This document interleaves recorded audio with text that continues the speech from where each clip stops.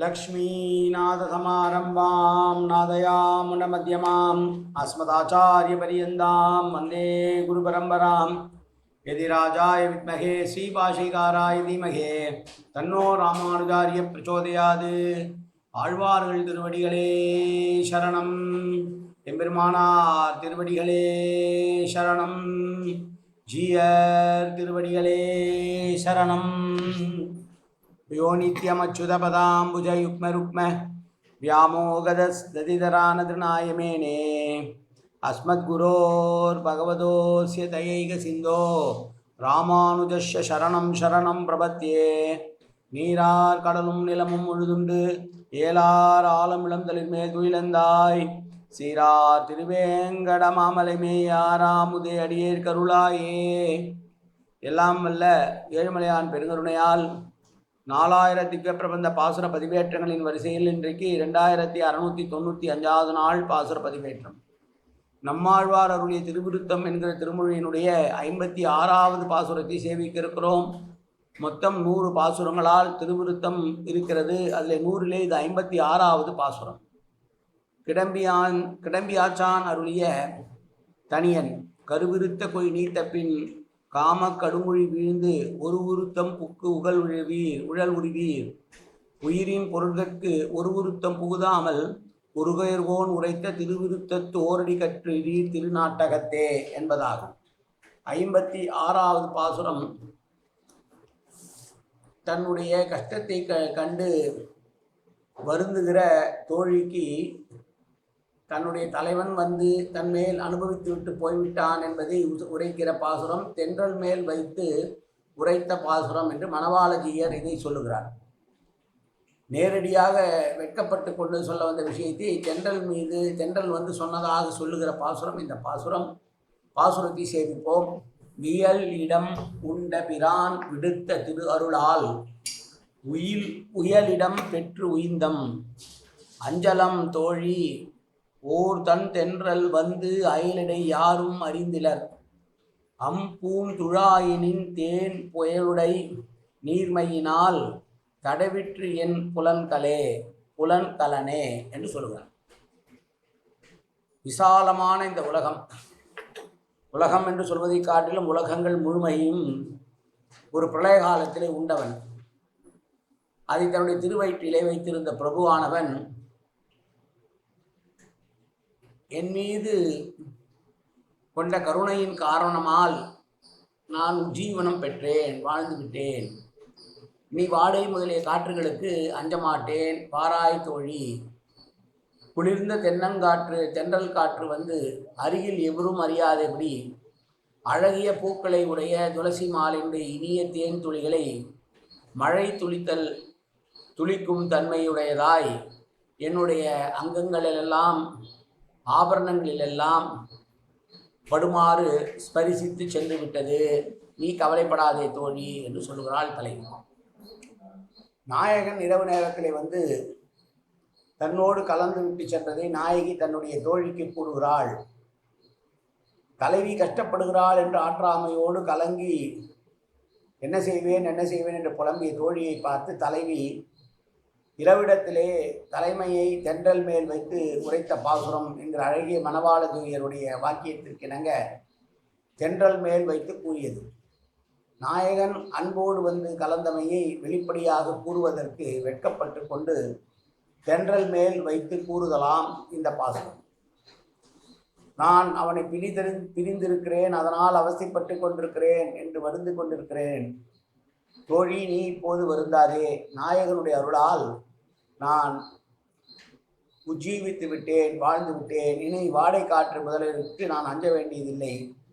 ஏனெனில் குளிர்ந்த தென்னங்காற்று அயலார் அறியார் மாதிரி ஏகாந்தமாக என்னுடைய நாயகன் அணிந்திருந்த திருத்துழாயின் தேனை துளித்து கொண்டு வந்து எனது அவயவங்களிலும் ஆபரணங்களிலும் பட்டு போகும்படி தென்றல் வந்து என்னை கலந்தது என்கிறாள். இருந்த காலத்தில் செவிலித்தாய் வருந்திய தென்றல் குளிர்ந்தாம்படி தலைமகள் வந்து தன் திருத்துழாய் மாலையினால் அதில் உள்ள தேனெல்லாம் தன்னுடைய அவயவங்கள் மீதும் ஆபரணங்கள் மீதும் படும்படியாக தென்றல் வந்து தழுவி சென்று விட்டது என்று ஆறுதல் சொல்கிறாள் தலைவி தோழியை பார்த்து. இயல் இடம் உண்ட பிரானார் விடுத்த திருவருளால் என்பதனுடைய உட்கருத்து, சதா துக்கத்திலே மூழ்கி தவிக்கின்ற என்னை இங்கனம் வந்து அவர் காத்தது எப்படி இருக்கிறது என்றால், பிரளய கடலிலே மூழ்குகின்ற உலகங்களை எல்லாம் தன்னுடைய திருவயிற்றில் வைத்து காத்தொழியது எப்படியோ அப்படி என்று சொல்கிறார். உயிந்தனம் என்பதற்கு வந்த தன்மான்மை இறந்த கால வினைமுற்றாக கொண்டால், அஞ்சலம் என்பது தன்மை பன்மை எதிர்முறை முற்று. அஞ்சல் தோழி என பிரித்து சொல்ல வேண்டும். அழகிய தோழியே, எனது ஆற்றாமைக்காக கலங்காதே என்பதாக உரைக்கலாம். அப்போது அஞ்சல் எதிர்மறை ஒருமை ஏவல் உலகத்திலே சாதாரணமாக காணப்படுகிற தென்றலை போலல்லாமல் ஒப்பற்றதாய் தன் வருகை மாத்திரத்தால் என்னுடைய ஆற்றாமையெல்லாம் தீரும்படி மிக்க குளிர்ச்சியுடையதாய் புதுமையாக ஒன்று வந்திருந்தால், ஓர் தென் தன்றல் வந்து என்று சொல்கிறார். இதுவரையில் தென்றலுக்கு வருந்தி கிடந்த நாயகி இப்போது தென்றலுடைய வருகையை உகந்து உரைத்தமையால் நாயகனுடைய வருகையை அவள் சொன்னாள் என்று தோல்வி அறிந்து கொள்கிறாள். இந்த களவொழுக்கத்தை அயலார் அறிந்தால் பெரும்பழியாகுமே என்று அவள் அஞ்சக்கூடுமே என்று நினைத்த தலைவி, அஞ்ச வேண்டாம் என்பதற்காக அயல் இடை யாரும் அறிந்திலர், கவலைப்படாதே தோழி, தலைவன் வந்து சென்றது யாருக்கும் தெரியாது, அதனால் நீ கவலை வேண்டாம் என்று சொல்கிறார். மழையின் தன்மையினால் என்பது மழை பெய்யுமா போலே என்பதும், கலன் என்பது இங்கே அணிகலன்களையும், கலன் என்பது பொன்னாலாகி அணிகலம் என்ற பொருள். பொன் என்பதனுடைய திரிபான புலம் என்பதுதான் இறுதி போலி.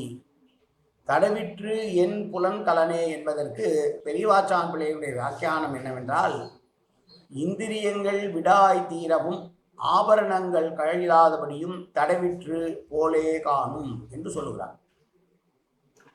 என்னுடைய உடம்பு முழுவதுமாக சந்தோஷப்படவும் என்னுடைய ஆபரணங்கள் எல்லாம் என்னுடைய உடம்பிலிருந்து நழுவாமல் மீண்டும் வலிவோடு நான் இருப்பதற்கு அந்த தென்றல் காற்று வந்து என்னை தழுவியது என்று சொல்லலாம்.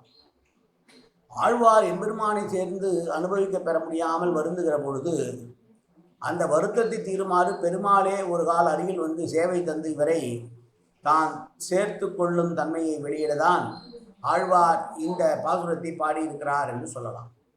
அதனால் ஆழ்வார் துன்பம் தணிந்து முன்புள்ள ஆற்றாமையை கண்ட கலைஞன அன்பர்களை எல்லாம் நோக்கி கூறும் வார்த்தை தான் இந்த பாசுரத்துடைய உள்முறை பொருள்.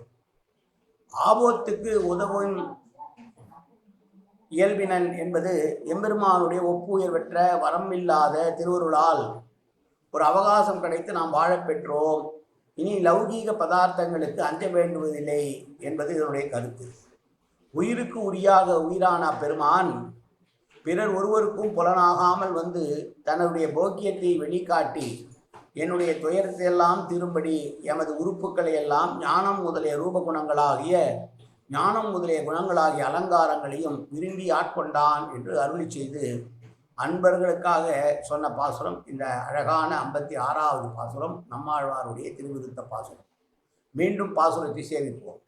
வியல் இடம் உண்ட பிரான் விடுத்த திருவருளால் உயலிடம் பெற்று உய்ந்தம் அஞ்சலம் தோழி ஓர் தன் தென்றல் வந்து அயலிடை யாரும் அறிந்திலர், பூந்துழாயின் தேன் புயலுடை நீர்மையினால் தடவிற்று என் புலன்கலனே. காயன வாச்சா மனசேந்திரிவா உத்யாப்தனாவா பிரகதேது சுபாவாது கரோமி எத்தது சகலம் பரஸ்மை சீமன் நாராயணாயின் சமர்ப்பியாமி. உடலாலும் உள்ளத்தாலும் வாக்காலும் சகல விதமான பாவங்களும் தோஷங்களும் நிறைந்ததாக உலகத்தை இயல்பிருந்த போதிலும் அடியேன் செய்கிற நல்வினையோ தீவினையோ அத்தனையும் உன்னுடைய கமலமலர் பாதங்களில் சமர்ப்பிக்கிறேன் கண்ணா. காத்தொருள்வாய் கண்ணா, ஏற்றுக்கொள்வாய் கண்ணா. எப்போதும் திருநாமம் கண்ணா கண்ணா கண்ணா என்று நாவில் வருவதற்கு அருள் புரிவாய் கண்ணா. சர்வத்திர கோவிந்தநாம சங்கீர்த்தனம். கோவிந்தா கோவிந்தா கோவிந்தா கோவிந்தா கோவிந்தா கோவிந்தா கோவிந்தா கோவிந்தா கோவிந்தா.